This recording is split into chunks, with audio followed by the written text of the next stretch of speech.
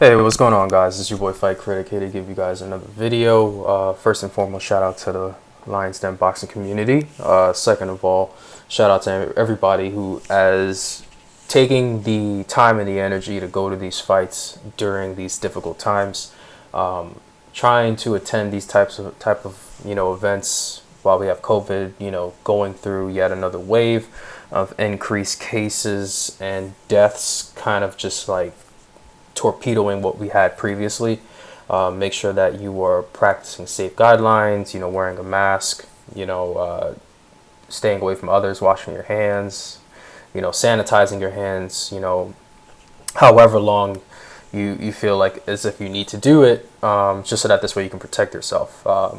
I did also cut up a lot of clips so I can make you guys a little bit of a highlight reel from this fight. I'm going to, as you can see, distort the video as much as I can so I don't violate any copyright. So I wanted to be able to show you some highlights based off of the Fair Use Act in order to make sure I don't get flagged or anything like that. Of course, they took the opportunity to schedule this fight in Dallas. I believe 16,000 people were allowed into the arena. And for many people, for a fight like this in which the reduced capacity allowed 16,000 people to get in, that's a great number for boxing. It's a great number, even though the venue fills in, 90% more than what the capacity is. And I think in a regular, environment in which we would have gotten this fight, I think you would have seen this fight fill up anywhere from, 50 to 60,000 people easily. But it was a very entertaining fight. I'm probably going to try to find a screenshot of a text that I sent to not only one of my boys who lives out in Dallas, who's a huge Errol Spence fan, but also the message that I sent to the brothers in the LDBC in our chat, just like giving them what my prediction was going to be for Spence versus Garcia. Just because my prediction was pretty much spot on, and even though I didn't make a prediction video, I think it's really important for me to not Monday morning quarterback this and just try to, talk bullshit. But I did take a lot of time to look into this fight, how it would play out, try to factor as many things as possible. For Danny Garcia, surprisingly, this is his 10th world title fight. And I guess because we lose track of who Danny Garcia is and, the fact that he's had a very lengthy career that spans just like 2 divisions. But the fact that he's fought in, 10 world title fights, and I think he's now 7-3 in those title fights, albeit he probably should be 5-5. It was very interesting of a statistics that they kind of just like laid out in front of us. Whereas, with Errol Spence, this was his 5th world title fight, and this was his first title defense of his unification. So he was defending the WBC and IBF titles. And of course, you have to commend Errol Spence because and this isn't like for me to blow things out of proportions, Errol Spence could have pretty much lost his life from that car accident. Errol Spence could have died. He was ejected from that car when it flipped over. I think the footage shows the damage that the car sustained. But for Errol Spence, he got real lucky to be able to leave that situation and to not only just be able to fight again, but just to be alive. And for him, I think it was very respectable the fact that he did not take a tune-up fight. If he was going to come back, he was going to fight somebody in the division who was towards the top of the ladder. They may not be a champion, or they may not be, a guy that, tons of people are putting a lot of stock into. But he did want to fight a guy who a lot of the other guys at the very top of the division usually find themselves in a marquee type of fight. And Danny Garcia kind of fits that mold. Danny Garcia is a guy who's fought, a lot of top 5 welterweights. He's fought Keith Thurman. He's fought, I believe he also fought Robert Guerrero, if I'm not mistaken. He also fought, Sean Porter. He's fought a lot of fighters who are really good, especially at the time that he fought them. Of course, there's a lot of, baggage with Danny. A lot of people felt that he lost to Mauricio Herrera. I felt that he lost to Mauricio Herrera. A lot of people felt that he lost to Lamont Peterson. I have to always go back and watch that Peterson fight. I felt that Lamont Peterson fought pretty well in that fight, but I don't remember if I picked Lamont Peterson to win. But when it comes into Errol Spence, for the most part, has fought relatively well in all of his title fights. And I think for a lot of people, they tend to forget once you start to step up to the championship level and when you start to fight a lot of guys who are like really good, you tend to fight a little bit differently only because you're not fighting these guys that you can easily just like knock out, you know. And I think once Errol Spence fought Mikey Garcia, I think the expectation level of what we expect him to do in title fights, especially because when he won his title, he knocked out Kell Brook, he made him quit. Whereas guys like Mikey Garcia was able to last 12 rounds, even though Mikey Garcia had no business fighting Errol Spence. And I think for Errol Spence, I think for him, I think it shows his maturity at the championship level, especially now because I don't have a high expectation on Errol Spence going in and just bulldozing and knocking out guys the same way that he was doing to a lot of, you know, prospects and, you know, what he did in his first title fight. I think for Errol Spence, he's starting to hit that mold of a boxer where you tend to look at a lot of things as far as just like how patient he is. You know, what are the things that he wants to work on? And, you know, this was the type of fight. Whereas, you know, with the Sean Porter fight, this is really pretty much a dog fight for 12 rounds. Whereas with this fight, a lot of people, I think they didn't know what to expect. A lot of people felt that Danny Garcia was catching Errol Spence at the right time. And I really didn't think so, only because I've always said, you know, Danny Garcia fights like he's in quicksand. While, you know, his shots are very, very sharp. He's a real accurate puncher. He's got some decent power. He just doesn't know how to use his foot speed enough to really put leverage on his punches, and especially because he's a welterweight, whereas when he was a light welterweight, he could get away with it a little bit more, and he had a lot more power on his shots at 140, which is why he was able to stop a lot of guys. But at 147, he just isn't the type of guy that is like in a position to stop people. He's more of the opponent now where when you look at a lot of these, he's going to have to figure out how to beat them boxing. And it was a real bad stylistic matchup for Errol Spence because Errol Spence not only has the amateur pedigree of being a standout Olympian, but Errol Spence also has, you know, a lot of high boxing IQ just based off the fact that he trains with a lot of high-level boxing IQ fighters. You know, he's a regular sparring partner for, you know, Jamel Charlo, who's a very underrated boxer. A lot of people look at Jamel Charlo and they fall in love with a lot of his power, but Jamel has always been a really good boxer. And as well, when you look at the fact that Errol Spence has a really good team in terms of, you know, the trainers that are around him. So for him, it's easy for people to get lost in the power. But a lot of times, I just think that Errol Spence is just really good at, you know, finding his range and sticking to it and not giving guys much of an opportunity. And when you look at how this fight played out, first quick thing I have to get out of the way is the cameraman for ESPN Vivo sucked. And I watched this fight live, but I went back because I really wanted to take a look at it again, and I found a YouTube link in which, you know, they had the Spanish broadcast, which for me is amazing because I don't understand Spanish and I'm not easily influenced by the commentators when they speak Spanish. Whereas if I'm listening to the US you know, broadcast team, I tend to either put it on mute or put the volume extremely low. But one of the big things why I like to listen to the fights is I like to listen to the shots because I want to see how the shots affect these guys, you know, how hard these shots are. And finding a link where I could watch it in Spanish, where my Spanish isn't great. I don't tend to understand much of it, but I've put myself in a position where like the audio doesn't affect me. I can listen to the commentator speak in Spanish and I'm not easily influenced.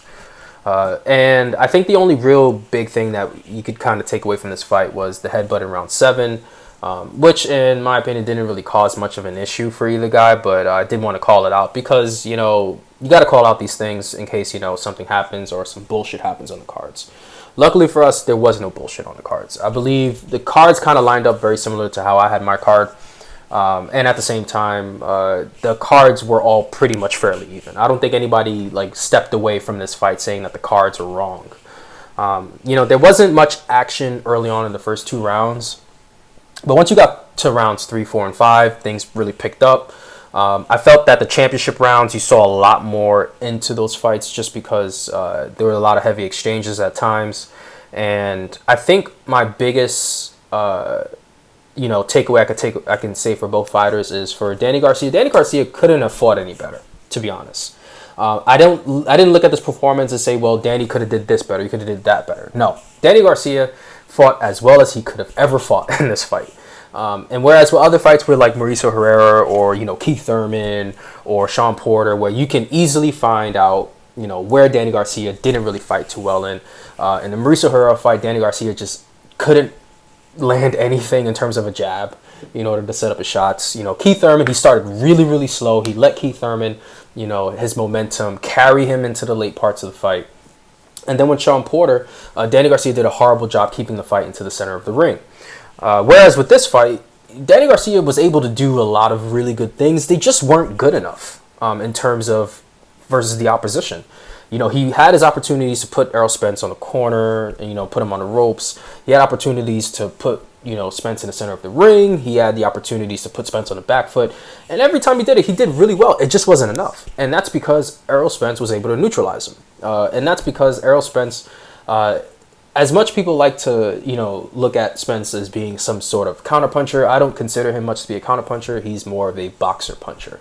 Whereas it's easy for Errol Spence to neutralize his opponent just based off the fact that he is very fundamentally sound. And what that means is that he isn't waiting to, catch and shoot you, which is something that got him into a lot of trouble when he fought Sean Porter.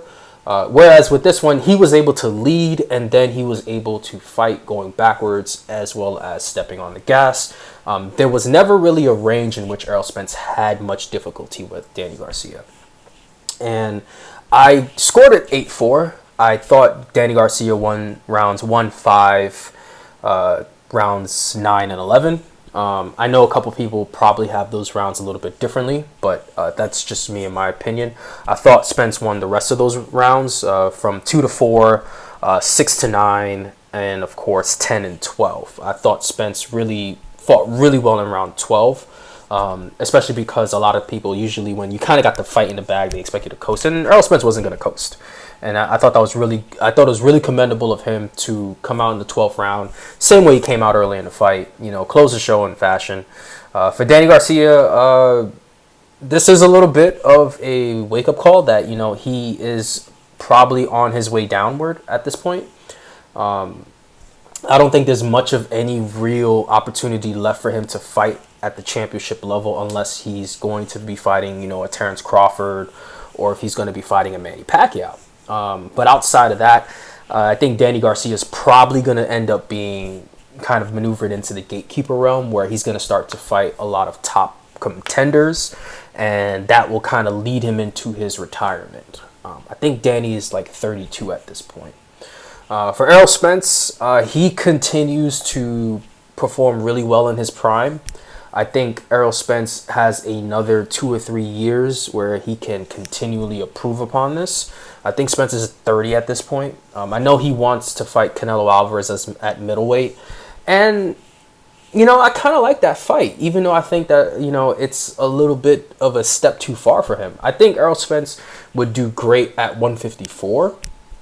And I think the reason why he'll do great at 154 is he's learning at 147 at these high level fights that he's not going to be able to knock every guy out. So he's learning how to be a better boxer and to use the things that he learned as an amateur and expand on that. At 154, I think he's just going to solely settle into that type of fighting style and try to work a little bit more on evading shots and kind of, leading and getting out of the way, which you can tell that he was trying to work on in this fight.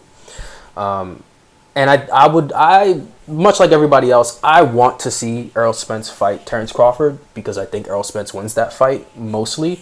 And I think a lot of people, they look at Terrence Crawford, they look at the career he's had, which is, in my opinion, I think it's great. I think his welterweight resume is really underwhelming. And I know I didn't cover the Kell Brook fight, but I did like the fight. And I thought that Crawford did what he was supposed to do in that fight. But I do think overall, I do pick Spence to beat Terrence Crawford. And it's not just a situation in which I think that Spence is a better boxer than Terrence Crawford. I just don't think that Terrence Crawford is going to present anything to Errol Spence that he hasn't seen so far at the championship level. You know, Spence has fought guys faster than him. He's fought guys who are heavy-handed, and he's fought guys who are counter-punchers, and he's fought guys who are elusive. And if it was a situation in which, you know, Spence had not fought guys like Thurm, well, not Thurm, but he hasn't fought guys like Porter, you know, hasn't fought guys like Brook, and now Danny Garcia, I think mostly I would probably still keep it at a 50-50 fight. Whereas with Terence Crawford, in my opinion, hasn't really seen something like Errol Spence in his career. And I don't think there's anybody that's really, you know, close to what Errol Spence presents into a fight for him. I also think that overall, a lot of the things that Terence Crawford does well in terms of space and being able to fight backwards, I think that plays a lot into Errol Spence's hands because it forces guys to be a little bit off balance. But that's ultimately how I feel about that fight. But I do think that when it comes to, you know, how things played out between Spence and Garcia, kind of pretty much happened the way I expected it to. And I do think that there are a couple of guys in the division that, you know, these guys can continue to fight. I'm not going to, you know, jump too much into the whole business side of boxing. I can make a separate video talking about that. But I do think there's one guy right now in the division that needs to figure shit the fuck out. And that's Manny Pacquiao. And I know Manny Pacquiao, he is a first ballot Hall of Famer. He's one of the greatest of all time fighters for his era. He's probably the best fighter to fight across 8 divisions that we have seen in our lifetime. But the problem is that Manny Pacquiao has a title in the division. But most importantly, a lot of people feel as if Manny Pacquiao doesn't have to fight Terence Crawford or Errol Spence. And that's a problem to me. And it's a problem to me mostly because if you're going to feel that way, give up the title. Because if you are a champion in this division and you want to be a champion and continue to be a champion, I expect you to fight these guys. It doesn't matter, you know, what you've done. I'm not one of those guys that's going to absolve you of what your resume is just because, you know, you've accomplished so much. If you're a champion, I expect you to fight other champions. So I think Manny Pacquiao ultimately should fight one of these guys. I don't know if he's going to be in a rush to do it. I think if the price is right, he'll get it. And if the price needs to be a specific amount, I think it'll be Spence before it's Crawford. But there's still a lot of, you know, things that need to be worked out. But I would love to see Spence versus Pacquiao in Cowboy Stadium, or Spence versus Crawford, which you can put in Vegas. Any of those fights are important. But I do think Manny Pacquiao at this point, he needs to figure out if he wants to fight any of these guys. But that's it for my review. I hope you guys like the highlight reel that I've made. You know, make sure you follow, subscribe, and of course leave a comment down below. If you like the way that this video kind of was styled itself out, please, you know, please be sure to leave a comment of showing your gratitude. And of course, make sure you follow the other brothers in the Lions Den boxing community. And I'll be back with another one.